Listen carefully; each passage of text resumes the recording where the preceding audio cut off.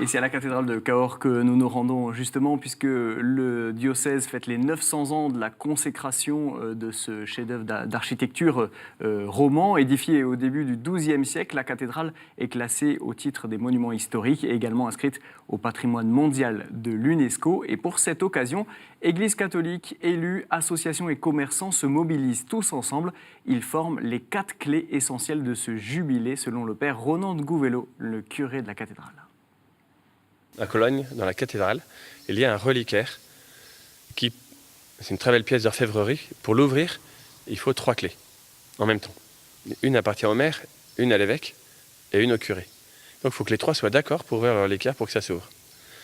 Et assez rapidement, nous avons compris que cet anniversaire ne pouvait pas être porté uniquement par l'Église. Et donc, il fallait qu'on ait 4 clés qui fonctionnent en même temps pour pouvoir réussir ce jubilé.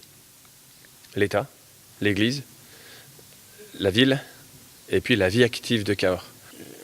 Chaque activité, association va être invitée à faire un spécial 900e. Le club de parachutisme de Cahors va faire un saut en chute libre, en équipe, en marquant 900 dans le ciel.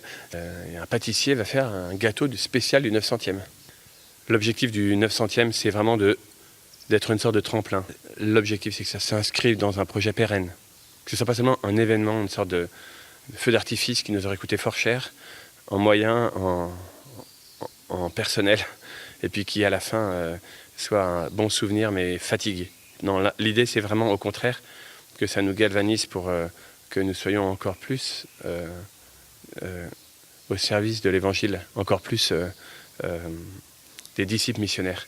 Comme le pape François nous y invite vraiment à vivre cette dimension. C'est alors 4 clés essentielles pour réussir ce jubilé. Qu'est-ce que ça change finalement en profondeur, cette association des forces ? Je pense que dans le Lot en général, disons la laïcité est quelque chose de fort. Radical socialiste. Radical socialiste, voilà, au niveau politique. Donc, il y a une tradition de ce côté-là. Il y a toujours un petit peu des appréhensions. Et ce qu'on peut comprendre dans le contexte actuel, évidemment, on n'est pas forcément non plus porté à reculer sur ces questions-là. Et pourtant, je pense que tout en respectant, justement, et c'est là que le fait d'avoir 4 clés, c'est intéressant, ou plusieurs en tout cas, de comprendre qu'en fait, on a tous besoin les uns des autres, ce que en fait, chacun sait, et l'assumer ensemble, et bâtir des projets en partenariat les uns avec les autres. Je pense que ça ne peut être que bénéfique à tout le monde. C'est quelque chose d'inédit, ou en tout cas pour un événement aussi important, cette association de forces ? Je n'ai pas l'impression que ce soit si fréquent que ça, oui, chez nous. En même temps, on est souvent associés sur beaucoup de choses, mais en tout cas, bâtir un événement sur Cahors d'une certaine ampleur, c'est avec différents partenaires. Je crois que c'est un vrai défi. C'est un vrai défi, et ce serait vraiment une grâce. Je pense que ce sera une grâce parce que c'est bien parti actuellement, et on sent qu'il y a une volonté commune, il y a quelque chose qui est en train de se coaguler. Vous avez été surpris justement par ce désir commun. Cet engouement, oui, pour les 900 ans.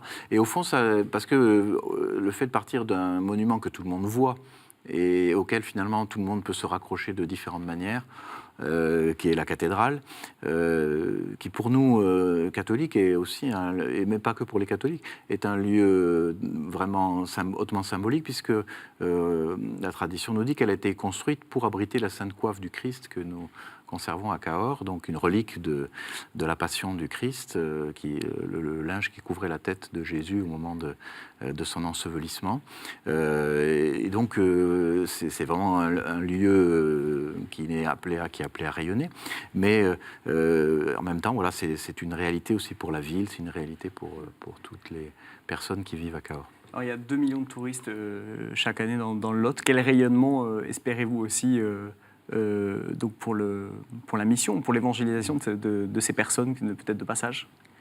Ah oui, il n'y a pas que l'événement, pour le coup, des 900 ans. C'est une priorité pastorale sur le long terme, la question de proposer une pastorale du tourisme, comme on dit, c'est-à-dire en fait un accueil des touristes, notamment dans nos églises, alors dans la cathédrale en particulier, et surtout avec cet événement, mais à Rocamadour, la pastorale du sanctuaire est aussi marquée par une certaine dimension assez forte de pastorale du tourisme, mais aussi dans beaucoup d'églises du Lot qui sont très visitées, beaucoup de lieux où on essaye de faire sentir aux personnes qui viennent, en même temps qu'elles sont en train de visiter quelque chose de beau, qui représente toute une histoire, tout un patrimoine, comme on dit, mais que ce patrimoine a une âme et qu'on peut approcher cette âme, ça fait pas mal, et on peut peut-être se sentir aussi interpellé intérieurement dans un dialogue, dans une rencontre avec ceux qui croient en ce Dieu pour lequel, à la gloire de qui ces édifices ont été bâtis.